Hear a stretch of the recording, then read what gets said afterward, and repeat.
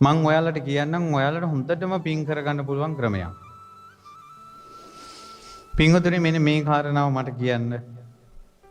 මේ පින්වතුන් අහලා තියෙනවද දන්නේ ලෞතර බුදුරජාණන් වහන්සේ ගෙන් එක බ්‍රාහ්මණෙක් ඇවිල්ලා ඇහුවා ස්වාමීනි භාග්‍යතුන් වහන්සේ මම බුදුරජාණන් වහන්සේට දානය පූජා කළා තියෙනවා.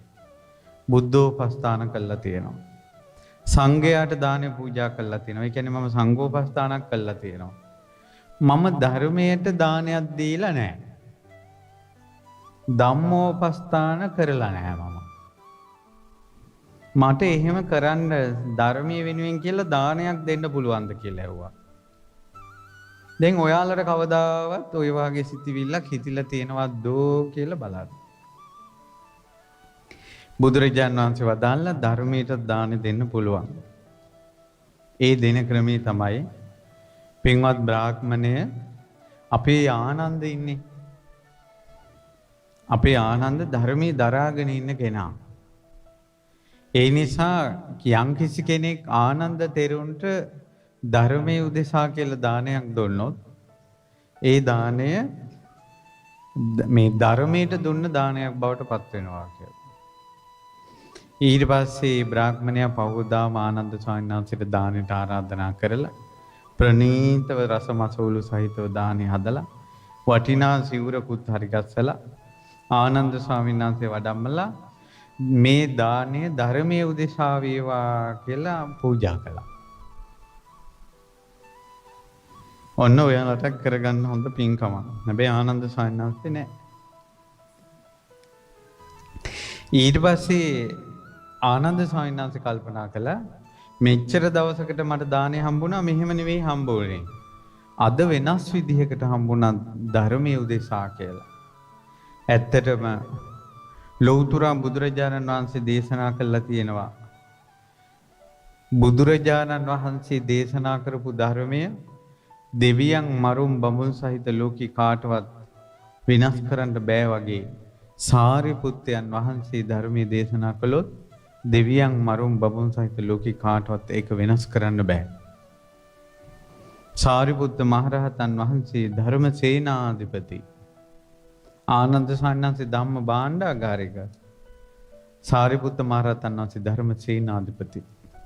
ආනන්ද ස්වාමීන් වහන්සේ හිතුවා මේ දානේ සුදුසු මට නෙවෙයි සාරිපුත්ත මහරහතන් වහන්සේට කියලා සාරිපුත්ත මහරහතන් වහන්සේට පූජා කළා. ස්වාමීනි ධර්මයේ උදෙසා මට ලැබිච්ච මේ දාණය සහ චීවරය ඔබ වහන්සේට වේවා.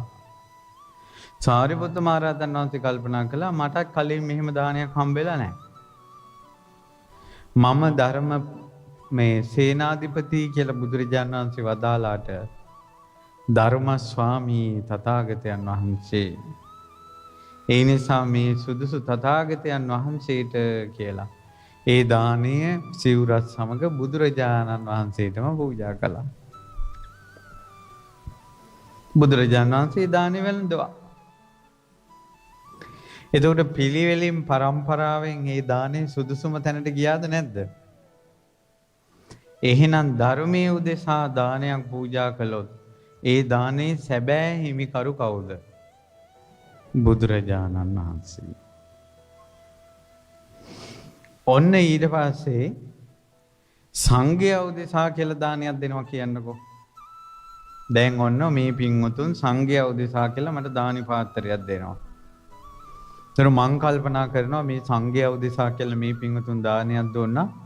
ඇත්තටම මේක සුදුසු මට බණ දහම් කියලා දීලා මාව මහාන උපසම්පදා කළ මගේ ලොකු ස්වාමීන් වහන්සේටයි මේ දානේ සුදුසු කියලා මං ඒ දානේ හරියේ පිරිකර හරිය ලොකු ස්වාමීන් වහන්සේට දෙනවා. උපමාවක් මම කියන්නේ. ඒතර ලොකු ස්වාමීන් වහන්සේට මේ පිරිකර ලැබෙන වෙලාවට ලොකු ස්වාමීන් වහන්සේට මුණ ගැහෙනවා කියන්නකෝ රහතන් වහන්සේ නම. ඊට පස්සේ ලොකු ස්වාමීන් වහන්සේ කල්පනා කරන එනම් මේ දානේ සුදුසු රහතන් වහන්සේට කියලා රහතන් වහන්සේට දෙනවා. රහතන් වහන්සේට ඒ දානේ හම්බ වෙච්ච වෙලාවක මිහිඳු මහරහතන් වහන්සේ මුණ ගැහුණොත් ඒ දානේ කාටද දෙන්නේ?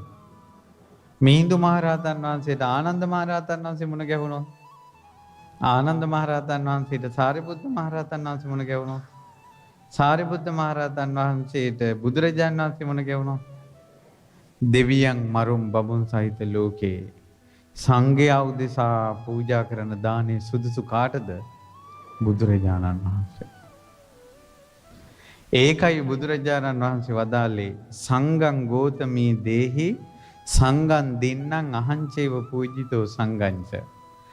ගෝතමිය දෙන දේ සාංගික කළා සංඝයාට දෙන්න.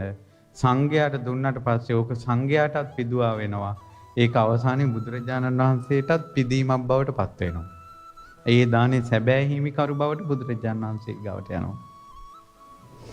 එහෙනම් ඔයාලා පූජා කරන පිරිකරේ ඔයාලා පූජා කරන දානේ සැබෑ හිමිකරු කවුද?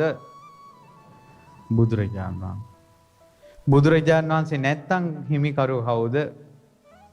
සාරිපුත්ත මොග්ගලම් මහරහතන් වහන්සේලා. ඊළඟට 80 මහා ශ්‍රාවකයන් වහන්සේලා. ඊළඟට මහරහතන් වහන්සේලා. ඊළඟට මිහිඳු මහරහතන් වහන්සේ. ලංකාවේ රහතන් වහන්සේලා. මගපලලාභී මහා තෙරවරු අපේ ගුරුවරු අවසානට අපි ඉන්නේ. අපි මේ අයිනේ ඉන්න අය. පැහැදිලිද මං කියන එක?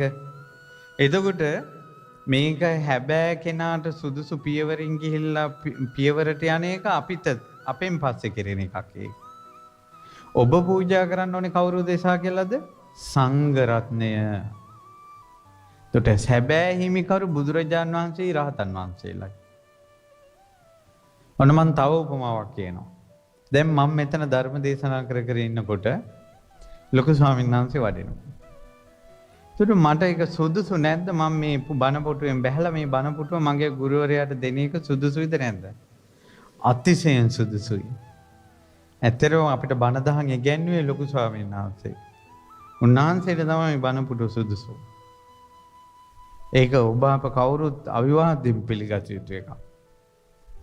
ලොකු ස්වාමීන් වහන්සේ ධර්මයේ දේශනා කරේ ඉන්නකොට රහතන් වහන්සේ නමක් වඩිනවා. එතකොට බණ පුටුව කාටද සුදුසු?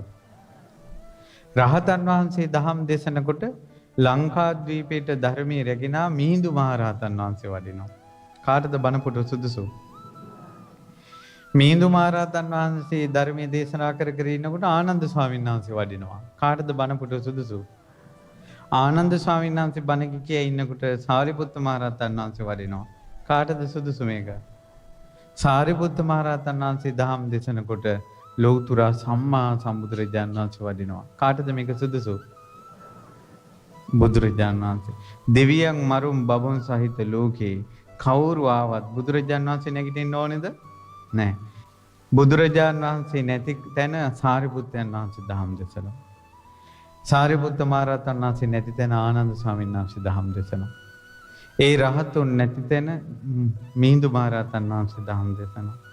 මිහිඳු මහරහතන් වහන්සේ නැති තැන රහතුන් දහම් දේශනා. රහතුන්ගේ යුගයේ නැති වෙච්ච තැන ලොකු ස්වාමීන් වහන්සේ දහම් දේශුවා. දැන් ලොකු ස්වාමීන් වහන්සේ අද මෙහි නැති නිසා මම බණ කියනවා. එතකොට මම මේ පුටුවට සැබෑ හිමිකරුද නියෝජිතේද? මොන ආයතරයක් කියන්න ඕනේ? මම මේ බණ පුටුවට සැබෑ හිමිකරුද නියෝජිතේද? තුන්වැනි වතාවටත් අහනවා. මම මේ බණ පුටුවට සැබෑ උරුමකාරයේද නියෝජිතේද? නියෝජිතේ.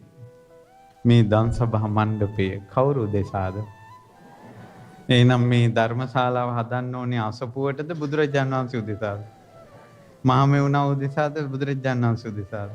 ලොකු ස්වාමීන් වහන්සේ උදෙසාද බුදුරජාණන් වහන්සේ උදෙසාද? මිහිඳු මහරහතන් වහන්සේ උදෙසාද බුදුරජාණන් වහන්සේ උදෙසාද? එහෙනම් මේකට වැලි කැටයකින් හරි සම්බන්ධ වෙච්ච අය බුද්ධ ශාසනය උදෙසායි සම්බන්ධ වුනේ. බුදුරජාණන් වහන්සේ උදෙසා පනවපු කෙනෙක් වේද ඔහුට බොහෝ කාලයක් හිතසුව පිණිස පවතිනවා. අමා මහ නිවන් සෝය සැලසෙනවා.